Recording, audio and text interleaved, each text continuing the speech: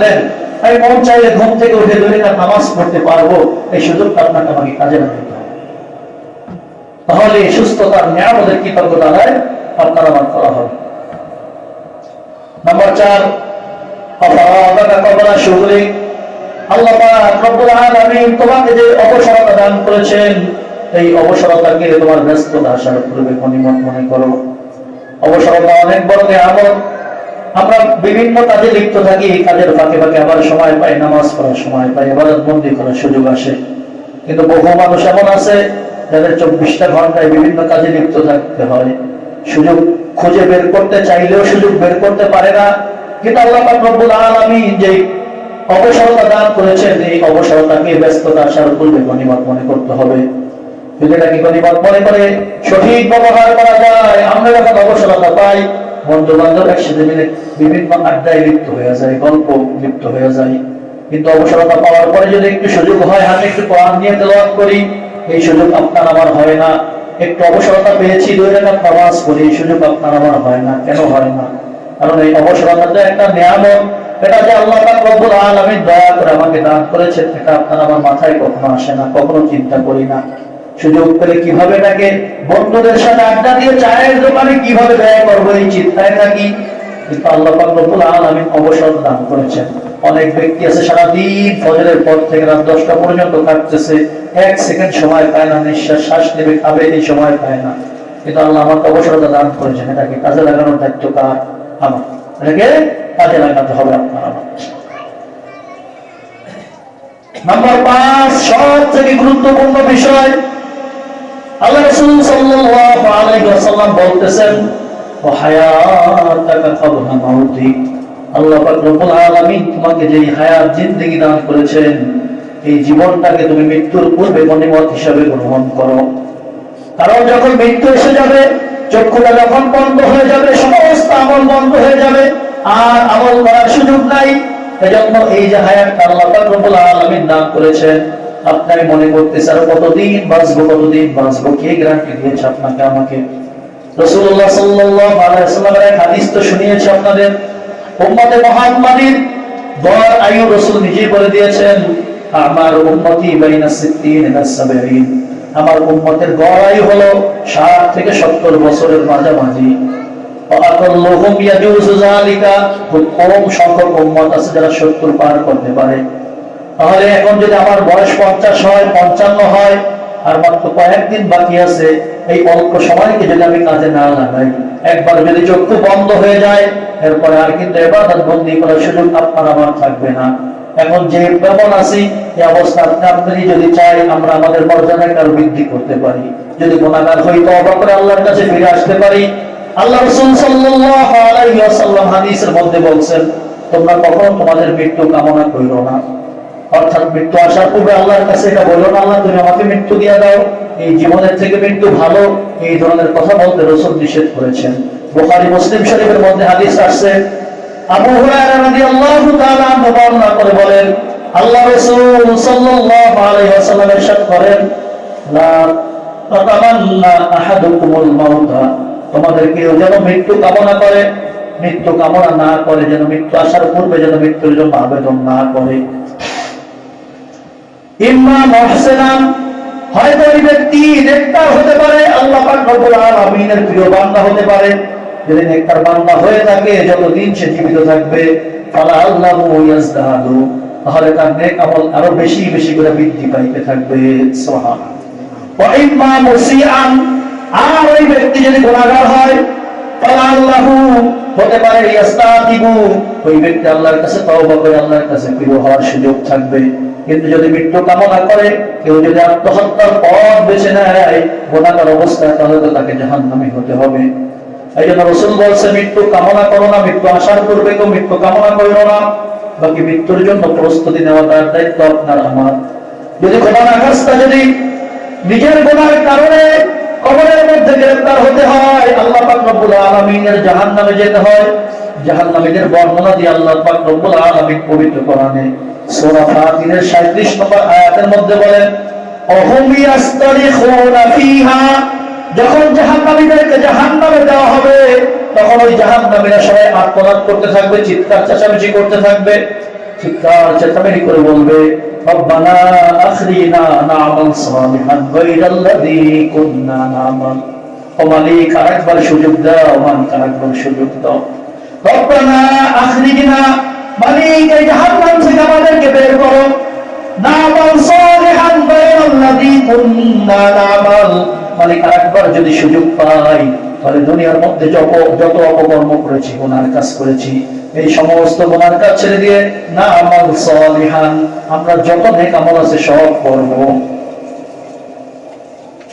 রব্বানা আখরিজনা না'মাল সালিহান গায়রাল্লাযী কুননা না'মাল, যখন তারা এই আবেদন করবে আল্লাহ পাক রব্বুল আলামিনের পক্ষ থেকে জবাব আসবে আওয়ালাম নুআম্মিরকুম মা ইয়াতাযাক্কারু ফীহি মান তাযাক্কারা ওয়া জাআকুমুন নাযীর।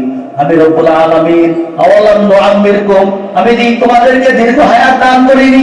মা ইয়াতাযাক্কারু ফীহি মান তাযাক্কারা, এতটুক সময় কি আমি তোমাদেরকে দেই নাই যে সময়ের মধ্যে যদি তুমি উপদেশ গ্রহণ করতে চাইতা, আমি রব্বুল আলামিনের বিধিবিধানকে যদি বুঝে গ্রহণ করতে চাইতা, গ্রহণ করতে পারতা, এই সময়কে আমি তোমাদেরকে দেই নাই। আওয়ালাম নুআম্মিরকুম মা ইয়াতাযাক্কারু ফীহি মান তাযাক্কারা ওয়া জাআকুমুন নাযীর, এবং তোমাদের কাছে অনেক ভীতি প্রদর্শক এসেছে, অনেক ওলামারা তোমাদেরকে দেখেছে, তোমার ভাই তোমাকে দেখেছে, নামাজের দিকে আসো, গুনার কাজ ছেড়ে দাও, জুলুম করো না, এভাবে তোমার ভাই তোমাকে দেখেছে, আলেম ওলামা তোমাদেরকে দেখেছে, অনেক ভীতি প্রদর্শক তোমাদেরকে দেখেছে। গুনার কাজের ফলাফল ভালো না, এর দ্বারা জাহান্নামে যেতে হবে।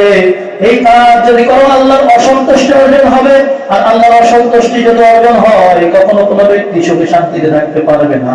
এই আহ্বান তোমাদেরকে বহু ভীতি প্রদর্শক তোমাদেরকে করেছে। এত কিছু করার পরেও যখন তোমরা ভালো কাজের দিকে ফিরে আসনি, সুতরাং এখন তোমাদের গুনার যে আযাব, এই আযাবের স্বাদ আস্বাদন করো।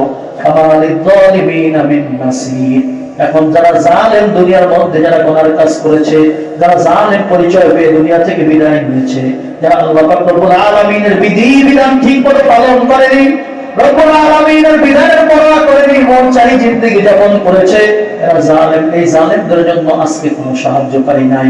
অর্থাৎ একবার যদি দুনিয়া থেকে বিদায় হয়ে যায়, দ্বিতীয়বার দুনিয়ায় ফিরে এসে আবার আল্লাহর সন্তুষ্টি অর্জন করার সুযোগ কারো থাকবে না। একটাই জিন্দেগি। জিন্দেগি কয়টা? আমরা কি পুনর্জীবনে বিশ্বাস করি নাকি? পুনর্জীবনের বিশ্বাস কারা করে? হিন্দুরা করে। পুনর্জীবন বোঝেন তো? এরা মনে করে কমাস 7বার জন্ম নেয়। কয়বার? 7বার। এই জন্মে যদি ভালো করে, পরের জন্মে আবার ভালো হইয়া জন্ম নেবে। আর এই জন্মে যদি খারাপ কাজ করে, পরের জন্মে কুকুর, শুয়ার ইত্যাদি জন্ম নেবে। এটা হিন্দুরা বিশ্বাস করে। এই বিশ্বাস সম্পূর্ণ ভ্রান্ত বিশ্বাস। জন্ম মৃত্যু কয়বার? একবার। এই একটাই চান্স। চান্স কয়টা? দ্বিতীয় আর কোনো সুযোগ থাকবে না। এই জন্য এই সময়টাকে কাজে লাগাতে হবে। আল্লাহ শেখ সাদি, নাম শুনছেন না? বড় একজন কবি ছিলেন। তিনি ওনার কবিতার মধ্যে বলছেন, বসনা মোরে বাজির জমি দফন করদান, বসনা মোরে বাজির জমি দফন করদান, হস্তি সে বড়ুয়ে জমি এক নিশান মানত। অনেক নামধারী, অনেক বড় নামওয়ালা, অনেক প্রভাবশালী, ক্ষমতাশালী দুনিয়ার মধ্যে ছিল। যখন দুনিয়া থেকে বিদায় নিয়েছে, তাদের নাম চিহ্ন কোনো কিছু দুনিয়ার মধ্যে বাকি নাই, একেবারে নিশ্চিহ্ন হয়ে গেছে। আপীর লাশারা কে সফর বন্দ জিরে খার, আপীর লাশারা কে সফর বন্দ জিরে খার, আকাশ চুনা বকুরত কদর ইস্তেফান মানাত। অনেক বৃদ্ধ আছে, অনেক লাশ আছে, যে লাশটাকে জমিনের মধ্যে যখন রাখা হয়েছে, আকাশ চুনা জমিটাকে এমন ভাবে খেয়েছে, তার হাড্ডি কোনো কিছুই বাকি রাখেনি। গোস্ত তো দূরের কথা, একটা হাড্ডিও কোনো কবরের মধ্যে বাকি রাখেনি, একেবারে খেয়ে ফেলেছে।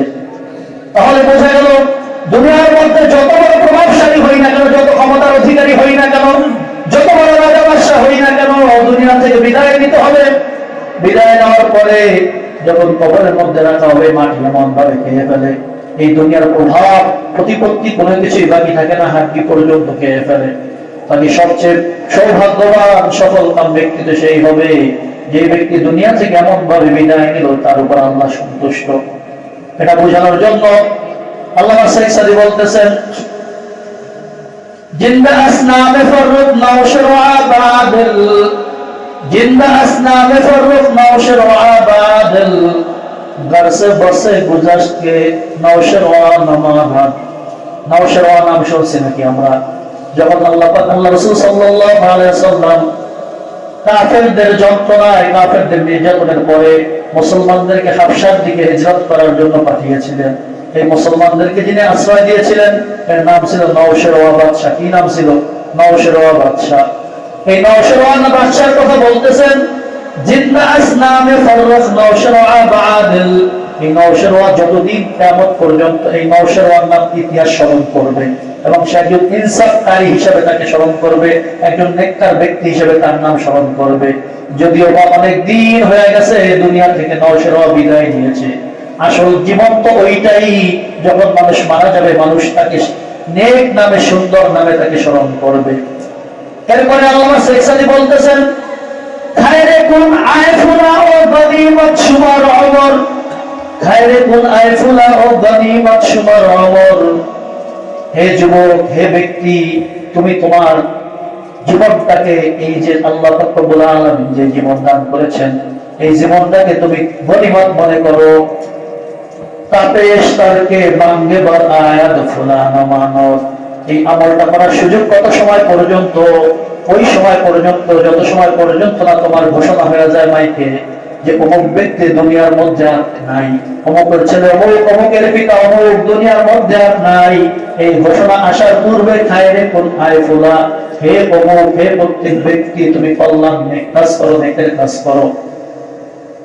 যত সময় পর্যন্ত এই ঘোষণা এসে যাবে এই অমুক দুনিয়ার মধ্যে আর নাই, অমুকের ছেলে অমুক, অমুকের নিবাসী তেঘুরিয়া নিবাসী, অমুক এলাকা নিবাসী, অমুকের ছেলে অমুক, অমুকের পিতা অমুক, এই ঘোষণা আসার পূর্বেই তুমি কল্যাণের কাজ, নেকের কাজ করে রাখো। কারণ একবার যদি এই ঘোষণা এসে যায়, মসজিদের পালকি যদি আমার